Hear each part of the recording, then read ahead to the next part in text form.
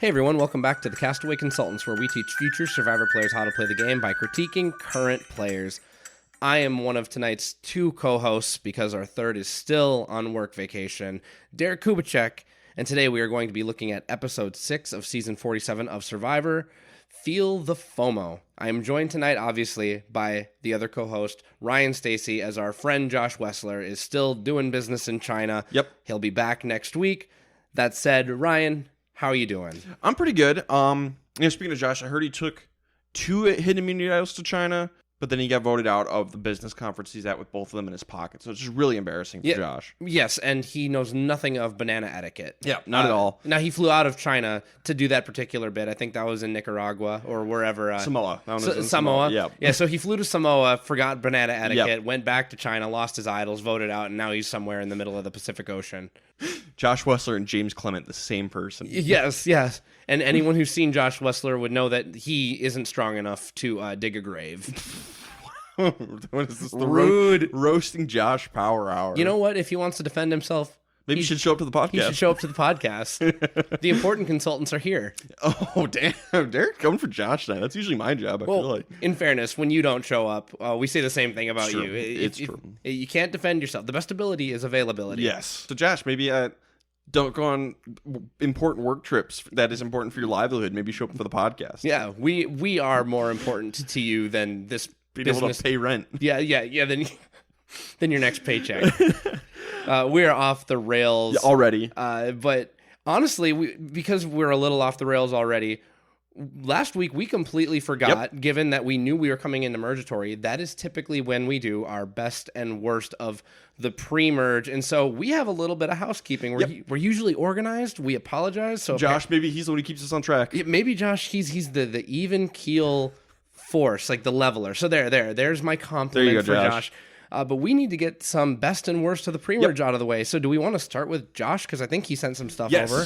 So we can start with Josh. But yeah, we like to do this before the pre-merge of every season. Just check in on who our best and worst players were, and then check in with our winner picks. Yeah. Do we want to read like his best and worst from last week as well? Or? You know what? Yeah, we can do that too. Josh wasn't here. He did get to watch all of his Survivor stuff. So I will just go ahead and read those off really quick. From last week, best player of the episode was Caroline. His worst was Rome. He predicted Tiana was going to be the one going home in this episode, and he predicted Rome cannot win the game.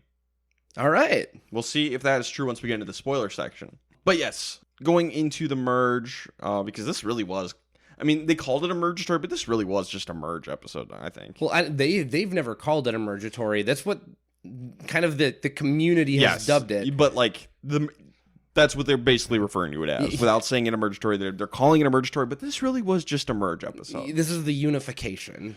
So for Josh, best player of the pre-merge was Teeny with an honorable mention to Sam. Worst player of the pre-merge, Rome, self-explanatory. Teeny is Josh's current winner pick, and he says he would keep Teeny as his winner pick. Derek, who is your... Why don't you go next? Yeah. So for my... We shared everything last week already, so I'll just pick right up at best of the pre-merge.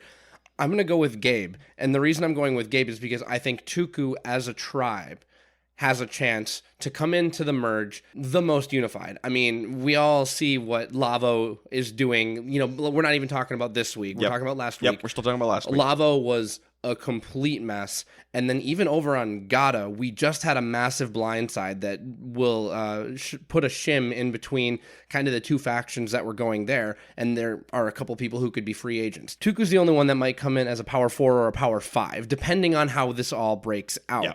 So I'm going to go with Gabe because he did an excellent job singling out Sue as someone who is a great, reliable ally. And bringing in Caroline as another one of like the broken winged castaways, and bringing them under his wing, and everything has gone exactly as planned so far. He may have had a pretty rocky start, dropping the box down the side of the cliff, but everything he's done since then, nobody has had a chance to really see him, and no one who does see him is all that worried about him that actually can do something about it. So I'm going with Gabe. For me, slam dunk Genevieve. And for me, it's really not even all that close. I think it's Genevieve easy, playing it cool, playing it calm, playing it collected, taking the moves that she needs to take, and then seemingly willing to cut people that she doesn't need, or turn on people when it doesn't help her out. So yeah, going into this episode, Genevieve's my best player of the pre-merge. Who do you got for worst? Rome. I also have Rome. With a lot of O's. Yep. And then finally, let's check in with our winner picks. You have Gabe. I have Teeny. Yeah. How you feeling about Gabe? I haven't seen enough that I would swap. I think picking someone who's going in on a power 4 or a power 5 situation, we've seen it enough. I'm not going to swap.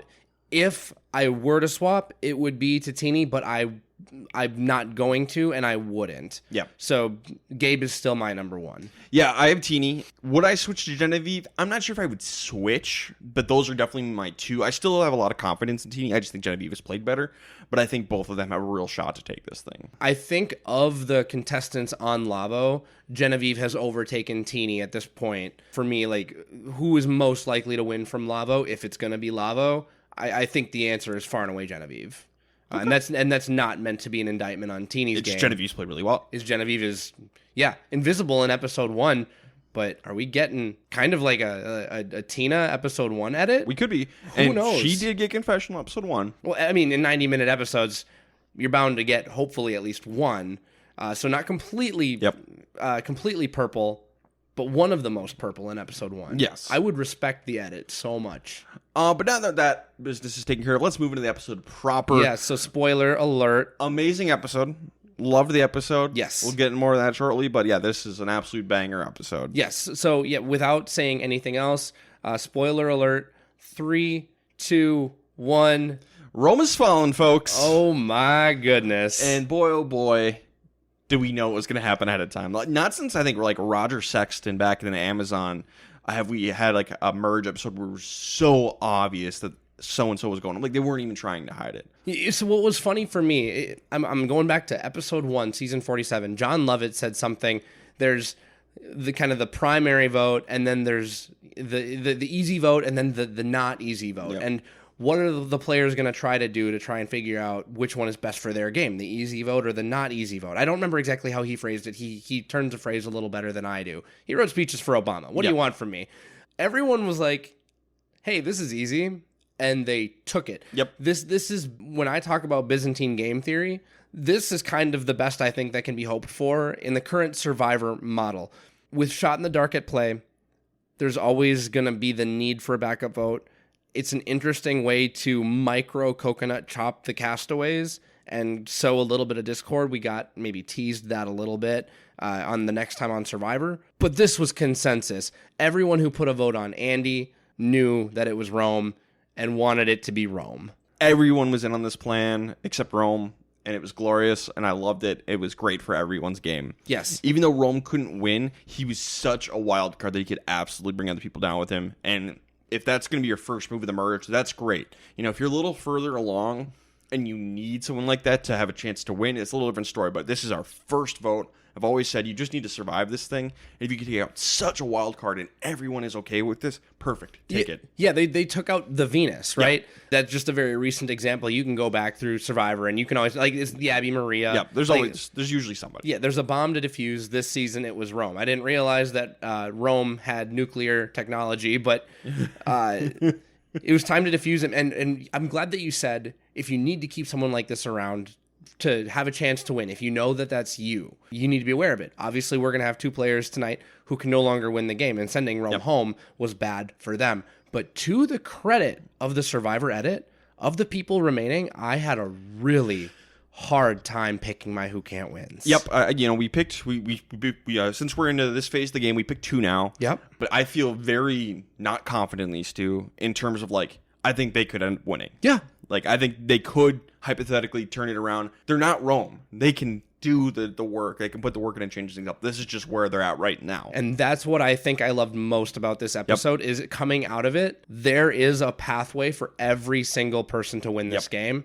I don't think anyone has lost out of principle anymore. Yeah. And that's shocking, because I've changed my mind on that. It's wild. It's exciting. It really is. Josh, what do you think about tonight's episode? Honestly, I think Josh would love it, because he's always been probably the most anti this person cannot win the game.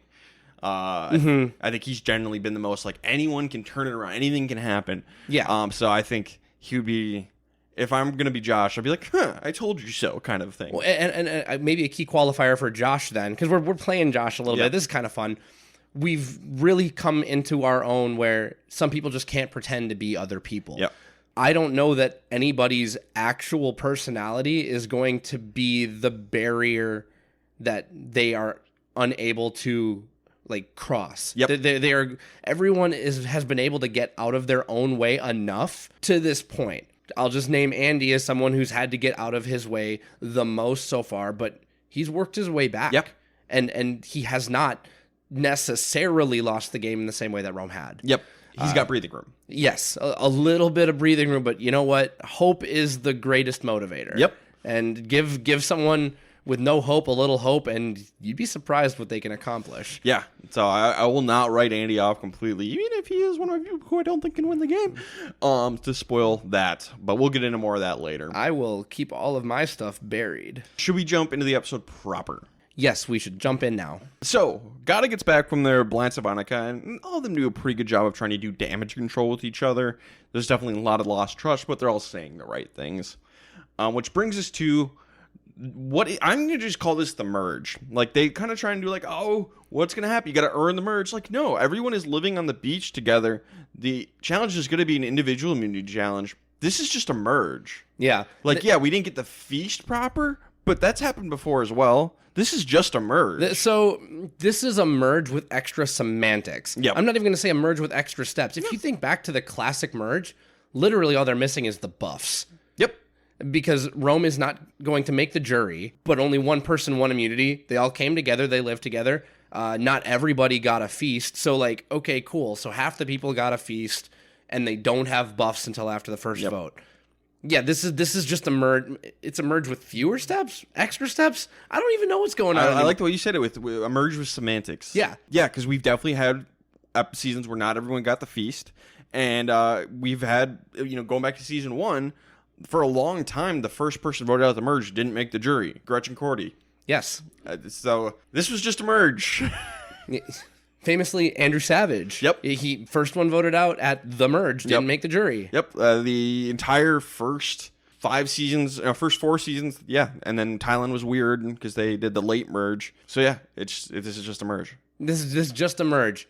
Drop the 4 and add the 7. Drop the Tory and add the nothing. It's just a merge. Yeah. So we get to the merge and they're told there's an advantage for the immunity challenge on the beach. Go. And everybody runs around for about 1 minute before sitting down and socializing instead, and I love this. We didn't even talk about this at the top of the episode. The players absolutely gave the finger to production twice this episode. And it was so good.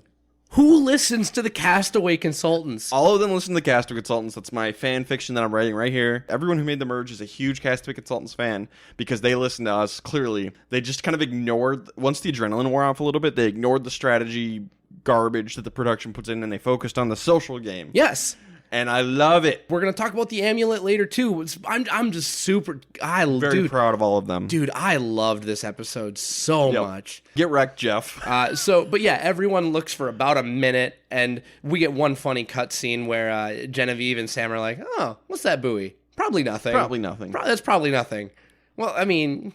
Maybe go look. But also at the same time, maybe they're still sussing each other out. Yeah. And they don't want to be too gung-ho to go high-step it out into the shallows to look at a buoy marking the out of bounds. Worked great. It seemed like everyone was just chill, and they all just talked and got to know each other. Yeah. The people did what the people were going to do. Yep. And I am so proud of them. Ignore production. You don't have to play into their hands. Sometimes you can just say no. The only thing that could have been better is if nobody found it. That would have been so funny. Yeah, Jeff, we just socialized. Yeah. That would have been awesome. We just sat down and got to know each other. Wait, really? Nobody looked for the advantage? My heart is breaking. Get wrecked, Jeff. No, Jeff, you don't understand. It's never been about the advantages, Mr. Jeffrey Probst. Yep. Oh. Yep. If you have to win using the advantages, you're doing something wrong. Yes. That is to give someone on the bottom a chance to get back into it. That's basically what it is. So before everyone came over, Sue was cleaning up her idol because it still had paint on it. And so when everybody gets to the water well, they find red paint. And everybody's like, what the heck is this? And they end up finding the pot full of paint that Sue had got her idol out of. So both Carolyn and Tiana kind of realize Sue's got something. Yeah. And Carolyn's going to be the one to go to Sue and be like, don't worry, I got you. I know you have the idol. I got you. I don't love that for Caroline. I would have not said anything and use that to your advantage. Because now, what if Sue blindsides you because you know? The other side of the coin is Sue might blindside you because you might know. Mm-hmm. If you're close with Sue and you're Caroline, I think I do like the move because the finding of the broken lantern and the red paint and the murder crime scene was very, very public. Yes. Sue right now is looking, she probably feels vulnerable, probably feels like she needs an ally, and Caroline can say, I can do that for you. You have to get the proper read, because if this is Rome might try to vote you out. But if it's Sue, I think this is a good move. And because of everything that I've seen from Sue is that she is a very loyal Alliance member. She has ambitions. She's not someone who's just going to roll over and not win the game. But for the time being, these games are aligned. I think Caroline made the right call. Time will tell if I'm right, and time will tell if you're right. I can see this either way. I'm going to put my faith in Caroline, and I like the move. I think it'll work out fine. It's just not... I probably wouldn't do it. And again, it depends on how the read on the situation. Well, and to the other side, Tiana saw it too. Yep. Tiana not as close with Sue or Caroline. Close enough with them to understand, like, hey, we kind of need to be Tuku right now. And maybe she told people and we didn't see that in the edit. But for what we've seen right now, she's just gone ahead and filed that away into the Rolodex of need to know and nice to know. Yep. So she can pull that out whenever she would like, if she ever feels like she's in danger or she doesn't want to be a target or she wants to build some trust. Like, hey, I know where this is. I'm going to throw a tease out into my who's going next. I think that this storyline right here is what's going to play into my who's going next. This isn't the storyline I have in my who's going next, but that is one of them that I factored into it. So I think that both people who are aware of the possible guilt, I think they played this right. I think Caroline, better friends with Sue, talks to her. Tiana, I'm just going to keep this to myself, maybe play dumb. Like, I don't remember, or I don't quite get it. Gewevie's going to be the one to find the advantage. She very, reluctantly gets in the water to go get the advantage. Yeah, I think who's one of the more prominent Survivor tweeters said, Genevieve is really not beating the Parvati allegations with how nonchalantly and uncaringly she finds this advantage. Yeah, I think Mike Bloom tweeted that. Maybe it might have been Mike Bloom. I just laughed at that tweet because I can absolutely see Parvati being annoyed at the prospect of getting in the water for an out-of-bounds buoy and not the advantage. It reminded me of Mike White, too. I'll just give Genevieve a glass of wine, and it's total Mike White. Wow, look at all these people running around doing all these things. I think I'm just going to sip my wine. Casually look. I can see it. So Kyle and Rome are going to have a nice talk, and Kyle probably a little too trusting. Just probably says a little too much. But yeah, he talks all, he wants Sam out next, and Rome brings out like, oh yeah, how is Tiana? She's her big threat, and Kyle's like, yeah, I guess, sure. Well, and by the way, I don't mind Kyle having this conversation with Rome. Kyle needs lifelines right now. I don't think that he was at the bottom of his tribe. I do think Tiana, if Tuku had gone, I think Tiana was going next. We'll never have closure on that. But Kyle is looking for allies, and you need to give some to get some, which means you need to take chances. Yep. He said Sam. What's wrong with Sam? Sam's not on Lavo. Sam's not on Tuku. He's on Gata. Gata has been reasonably successful. It's not Andy, who he can beat. Like, you're right, but also we just got here, and nobody's got immunity yet. But if Rome wants to have the conversation, sure. It's okay for Kyle to have this conversation, I think. What's going to happen next, I think, proves that Kyle was okay to have this conversation. I think Kyle gave too much, at least from what we were shown. He may have, but obviously he had a good read on, or he's got a good social game, like a certain level of earnestness where it's like, if you try to twist my words, I'm going to be able to untangle those with deadly precision. But yeah, so Sam and Tiana are threats, and Caroline and Sue are power duos. Basically what Rome is going to go tell those people that Kyle said about them. Like, hey, Kyle's gunning for you four. So he tells everything to everyone. Tiana is close to Kyle. And it's like, that doesn't make any sense at all. Yeah, her spidey senses were tingling. So Tiana's going to go talk to Sol and Andy about this. Like, this is what Rome told me. It's really weird. And so Sol's going to be like, yeah, don't trust Rome. I'm going to go talk to Kyle and see what I can suss out. And basically, they all figure out that Rome is full of crap. Yeah. And by the way, I don't know that Sol should be so happy to like toss Rome under as a Lavo. But Lavo is destroyed and Sol is a free agent. Yeah, I can't blame Sol at all for wanting to get rid of Rome. But his delivery, again, if you want to talk about someone who just oozes credibility, I think, I don't know how good Sol would be at maybe spinning a lie, but man, oh man, can he deliver the truth with some weight. He is in sales. I'm just saying the way he was like, oh, hey, so I see you've met Rome. Yeah. Like, Rome is stirring up crap at camp. Yep. Oh, so I see you've met Rome. Like, just the way he delivered that was flawless. So Kyle realizes that Rome is just turning everything he said against him. So Kyle leads a charge, basically tells everyone in camp he wants Rome out. Essentially open forum. There's like 7 people around that water well. Let's talk about this for a second, because he's going to say, hey guys, I'm gunning for Rome because I don't like what he's doing. Genevieve is there. Yep. But, and, you know, Kyle also doesn't have a vote, which makes things even more interesting. Not everybody knows that. I think at this point, everybody knows that. We'll assume that's ambiguous knowledge. So Kyle just tells everybody, like, I want Rome out. That guy sucks. He's lying. Here's what he said. I kind of like this for Kyle, just because it's just an info dump of, hey, this guy sucks, and he's just spreading tons of lies. And he's heard from other people who kind of feel the same way. So, yeah, normally I don't really like this, but just throwing one person under the bus like that before the challenge has some weight to it. And you want to talk about using your personality to your advantage, right? This is one of those key things where I don't think anyone's personality, I mean, Rome's, but we're talking about the end of the episode. Everyone left, their personality isn't going to be necessarily what gets in their own way.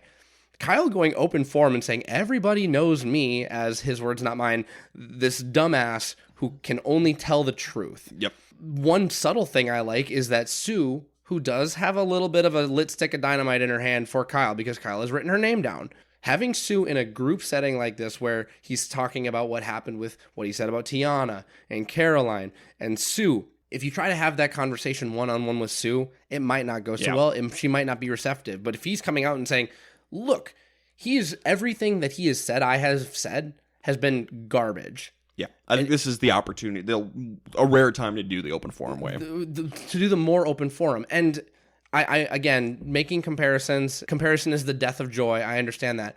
But Kyle being earnest like this reminds me a little bit of Keith. Yep. And he just needs to be himself and be likable, and he will have a chance to win this game, in my opinion. Yep. And if that's how you're going to play, that's how you're going to play. And you just have to lean into it. So we're going to go to the challenge. Genevieve, her advantage, she gets to skip the first round because the other 12, they're going to get divided into 2 teams of 6. They're going to compete for the merge feast. And then those 6 get to compete in individual immunity. Genevieve gets to join them for the feast and the challenge. So Sam, Kyle, Sue, Teeny, Sierra, and Rachel win the feast. Kyle ends up winning immunity. So no vote, but he gets immunity. Good for Kyle. In a challenge that Ryan would be miserable at. Terrible at this one. I love the immunity necklace, though. Oh, it's really cool. And Kyle's got a tattoo of a bat? Yeah, it's weird. That's really cool, dude. Kyle, winner at it. I'm here for it. So, on the reward group, they all agree Rome's going home. Yes. They do want a second target just in case. And Sue's going to throw out Andy's name. And Sue and Sierra, they end up agreeing, like, if it's got to be Andy, it's got to be Andy. Which is great, because going back to last season, the Green Tribe were so reluctant to vote out one of their own that they became huge targets. Yeah, I'm trying to think, who is the guy who's like the figurehead? He ended up going home fairly early. Tim, Yep. Thank you. But yeah, Mariah was the one who went home there, and they were just so not willing to turn on each other that it at least temporarily hurt the tribe. Mariah and Tim went out very quickly. Yeah, it became sus. Yeah. Like, why aren't you willing to give us a name? Why aren't you willing to do anything? So in this situation, if someone in a group setting like this throws out an ally as a backup vote, you have to agree. You just have to. I know it sucks and it's not great for your game, but you can't not agree to that. Yeah. And I also think, depending on the person, I mean, again, we're kind of fed a little bit something where Andy's like, did you know I was the backup vote? I have no idea where this is going to go. But I also think Andy is receptive enough to strategy talk where someone else threw out your name. You were never the primary target. Yep. What are we supposed to do in that moment? Because all of a sudden, Gata could be in big trouble. Yep. If we look too unified, we become the target. Yep. Exactly. And I don't know, you're not always going to be able to explain that to the person, but that's the attitude you have to have. Yeah. Yeah, it's risky for sure, but, Survivor's a risky game sometimes. Yeah, and it is one reason I don't love Shot in the Dark, but it is one thing that keeps the game on its toes a little bit. I will admit that, even if I don't love it. And I'm totally fine with Shot in the Dark. Andy and Caroline and eventually Teeny, they're all going to talk, and they all decide, we're just going to play the amulets. Everyone knows about these things. This is not an advantage. We're incentivized to turn on each other because of them. Let's get rid of them. And basically they announced, we're just going to play these tonight. Yes. And they end up deciding to play them on Teeny, which makes sense because Teeny was the one who lost their vote through that thing. So a little Teeny gave, now she gets. Yes. They played on Teeny. And, we could just talk about this right now. I love this. Oh my gosh. I love this. Again, who listens to the Castaway Consultants? The three of them. When this happened with Austin and Jemiah, and I can't even remember, Kelly. Yep. A couple seasons ago. Just play them immediately. Just burn them. Tell everyone about them and burn them immediately. This is the Brad Culpepper. Throw it in the fire. Throw it in the fire. Just get rid of them. And because we're talking about it now, the fact that Jeff is like, oh, my heart is breaking. No, Jeff, you should be fascinated. This is great television. Yep. When people say... he was being sarcastic. Well, but I get it. Wow, you stand up for Jeff. I'm just saying the words he said. No. Absolutely not. This is what should happen. This is good gameplay. It's just so funny because he's going to let Rome explain why this is so bad. So, we're jumping around a little bit here, but he lets Rome take his spot at Tribal Council and explain to everybody why this is so bad. Rome does a great job at explaining why playing the advantages now and getting rid of them is a good thing to do. You can't say that Rome doesn't understand the game. Game theory, I think he gets. Yeah, game theory... He's a commentator. Yep. I think that he would be really good podcasting. Yeah, I'm sure he'll start a Survivor podcast. Yeah, he'll start a Survivor podcast. Yep. He'll probably have more followers than us because, he played. But it was still really interesting that everyone decided we're just going to... I washed myself clean of this nonsense. Yep. Been saying it for years. It's so nice to see it happen on a group setting scale. And also for the group to accept it. Yep. Wow, that was pretty sus of them to, play it like that instead of trying to use it. Everyone's like, No, they didn't want to go. They weren't given a choice. This is great gameplay. Respect. All right, now let's play. Get wrecked, Jeff. So, Rome wanted Kyle out, but can't do that now. So he wants to try to turn the tables on Soul, tries to frame it as Soul being mean to him, and nobody buys this. And Rome is running around to everybody, it's Soul, and everybody's like, yeah, definitely Soul. Definitely not Rome. Let me play you a song on the world's smallest violin. So, we're going to go to Tribal Council, and Jeff lets Rome sit in his place and explain a nice swan song for Rome. Mm-hmm. It is pretty cool. Good for him. So, they're going to play the amulet on Teeny. Rome wants to try, he believes Soul's going home, he wants to try and do the wonky vote strategy and cause a little chaos. He throws one vote on Sam. Again, in a large group like this is not a move I hate. It helps to be on the right side of the numbers. But I am a fan of the wonky vote. What's fascinating is because Sam got a vote, Andy might not be as upset with him that he was a backup vote because Sam also got a vote. Yeah. And I'm not saying that this was intended. It's just happy accident. Hey, Sam, did you know I was the backup vote? Dude, I got a vote. Clearly I didn't know everything that was going on here. Uh-huh. That's enough plausible deniability. Uh-huh. Which makes me not believe that Andy's going to go for the Gata. I don't think so either, and I don't know that that's how it was sold. It's just whenever you're the backup vote in modern Survivor, we always see that as kind of being a sticking point going forward. As it should be. It should be a sticking point in your mind. It shouldn't necessarily be a sticking point for your feet. Yep. Because you got to keep moving. You got to stay agile, and you got to be able to work with But remember that. Give credit to Soul and Rome for working together for a vote when they needed to. Andy can forgive, but he should not forget. Absolutely. So Sue and Soul are both going to put backup votes on Andy. Everyone else votes for Rome. 9 votes Rome, 2 votes Andy, 1 vote Sam. LOL. Great, glorious downfall. The timing was great. Yep. If Rome would have made it, I think, too deep into the post-merge, I would have lost enjoyment in watching him tank other people's games. This was, I think, the perfect amount of Rome. Yes, I agree. It was some pre-merge shenanigans. Yep, he was a great villain in the pre-merge and got his comeuppance, and it was glorious. You know what it is? It's we always talk about the defusing the bomb. They diffused the bomb with 1 second left on the season. The season collectively diffused the Rome bomb with 1 second left. And they all work together to do it. The power of teamwork and friendship.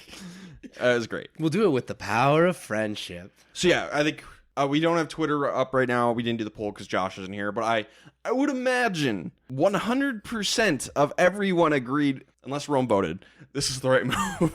Yeah, I mean, there's always a couple stragglers, but I would say that this would be a 90% plus that the right person went home. Yeah. And again, this isn't an indictment on Rome as a person. It's just based on the edit we see and the players remaining and the options available. Yep. He played himself. And isn't it great that almost everybody in the pre-merge has had a moment where they crossed the line, they went too far, they played themselves. Was there a single person who went home in the pre-merge who didn't deserve it?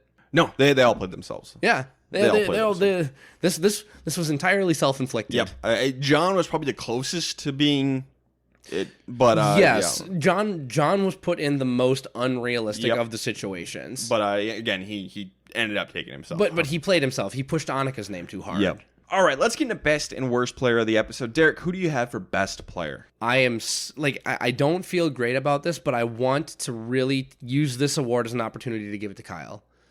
Because, one, he has no vote. Not his fault, but he wins immunity, guaranteeing him a further spot in the game. He makes really good connections with Sol and Andy. He uses his earnestness to get him out of the hole that Rome tried to bury him in, and he did it by being himself. And I think because of how genuine and authentic he came across, he built bridges with everybody in a way. I think he even repaired maybe some of the damage that was done to the bridge with Sue and Caroline to at least a certain extent. Tuku obviously stayed together.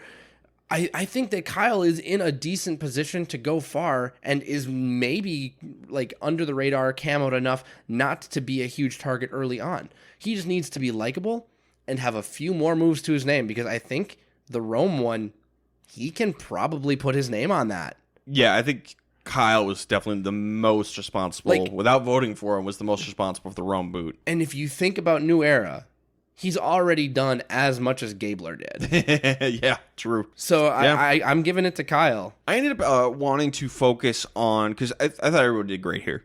I wanted to focus on the people who played the amulet, because that was such an awesome move. I love it. So I wanted to give it to one of those three. Andy ended up being the backup votes, and I didn't love that Caroline told Sue that she knows about the idol. Neither of those are huge deals by any means, but that just kind of left Teeny by default, so I'm going to give my best to Teeny. I like how your award is basically a middle finger to production. Yes. Or not to production, but to production interference. Yes, I love it. I respect it. I'm not going to fight you too hard on it. And then I'm not going to give out a worst player, because I only give out a worst player if they played badly, and I thought everyone was a net positive at the very least. We can't give it to Rome, because we don't ever give it to the person who's eliminated, so I have no worst player for this episode. I have one, and again, I'm in the Ryan boat here. Everybody played well, I think. Yeah, so you don't have to give out one. I'm going to. I think that from what we heard this episode, the biggest negative going forward might be on Sam.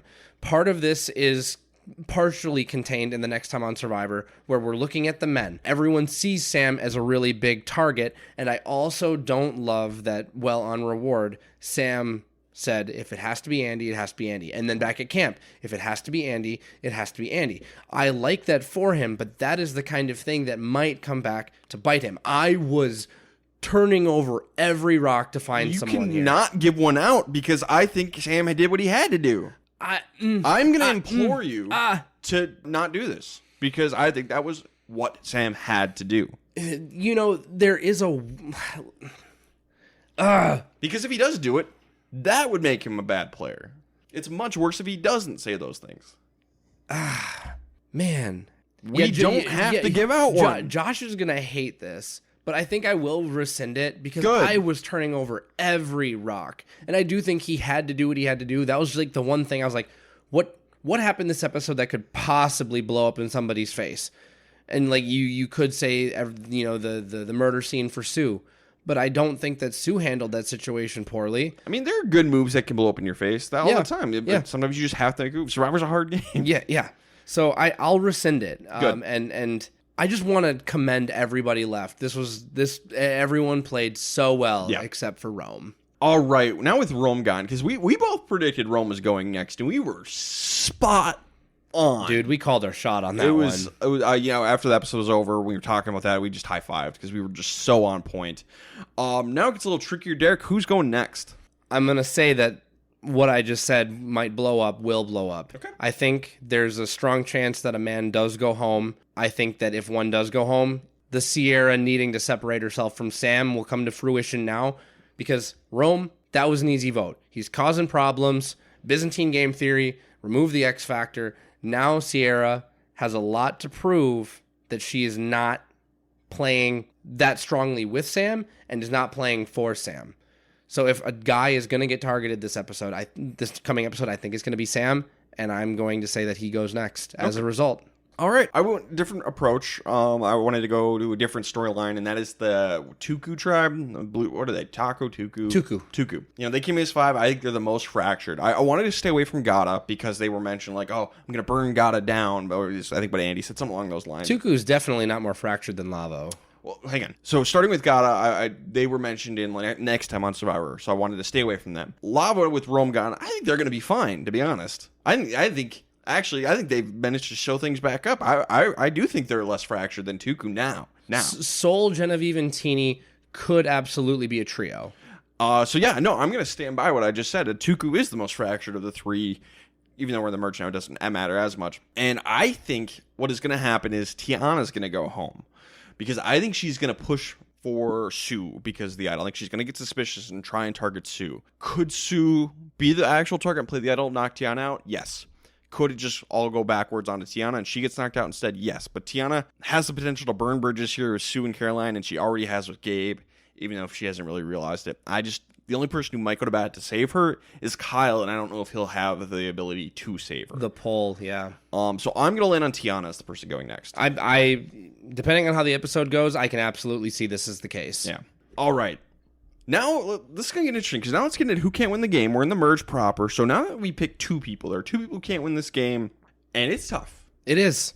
I honestly, usually, I love playing this game, and I like sticking forks in people as well. Spoiler, no new forks. Rome went home, so Andy and Tiana are still my 2 with forks, but, like, who can't win? It's usually so much fun. I don't like having to put names here because I don't feel good about any of these names. Yeah, I think everyone here can probably change things up to win. Yes. But the 2 people right now who I think have the worst chance to win are your forks, Andy and Tiana. They're my bottom 2. I do think Andy can pull it around. Tiana I have less confidence in. But they're my bottom 2. I think if any 2 people can't win the game, it's Andy and Tiana. I agree, and I'll put Tiana below Andy. If we were still picking 1 and Rome went home, Tiana would be my new one. I think I'm with you. But if I have to pick 2, which them's the rules of the game. We've been playing it for a while. Those are the 2, but that is with the giant qualifier that, especially Andy, he has somehow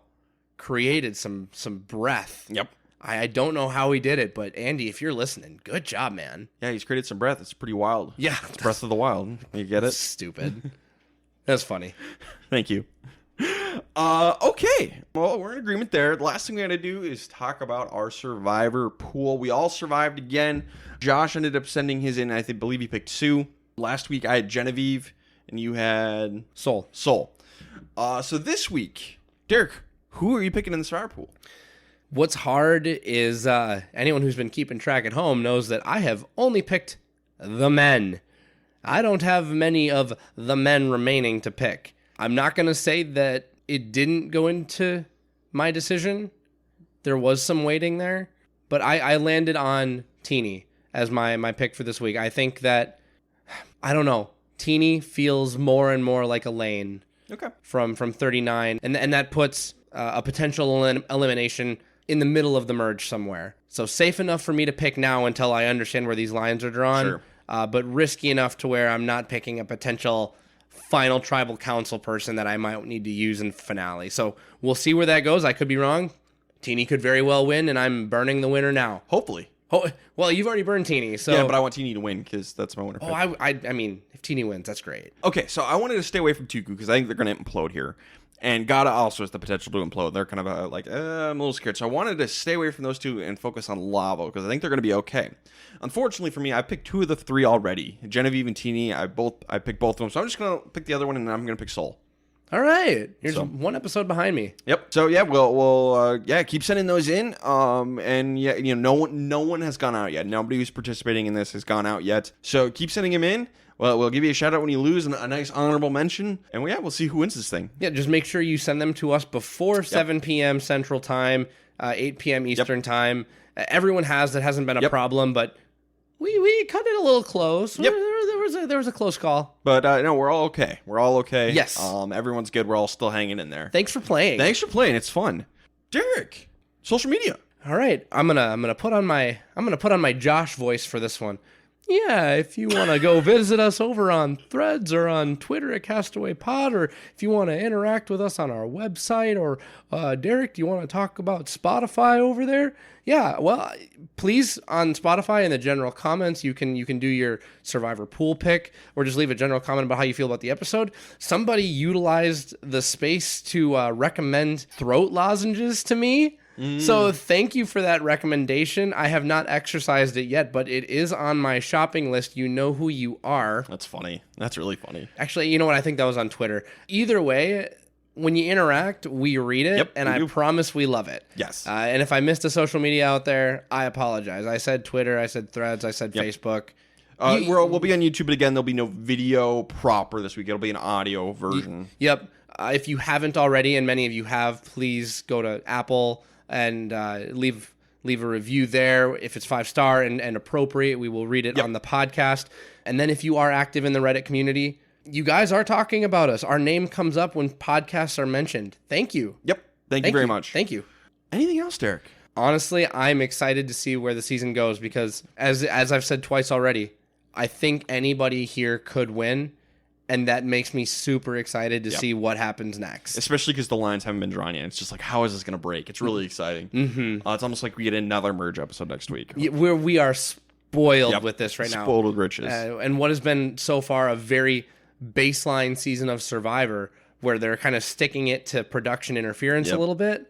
I'm really digging what we have left. I'm really digging this season. It's been great. Especially because it started out, we were like, kind of a bunch of weirdos, but I like it. And, the first episode was a bit of a bummer because John went home first. Yes. But, I think we bounced back and it's been fun. Yeah, and by the way, one of the things I've been tracking is we said in our first episode, whatever the boot order is, reverse it. Yep. And so I want to look at that at the end of the season. So what is it? The John TK Asia Final 3? Yep. John winning. That's in the Bizarro world. That's how it broke down. Yes. That would have been a fun Final 3. But anyway, that's just something that I've been keeping track of for fun, for me. All right. On that note, this has been the Castaway Consultants. Got nothing else for you. Good night. Good night.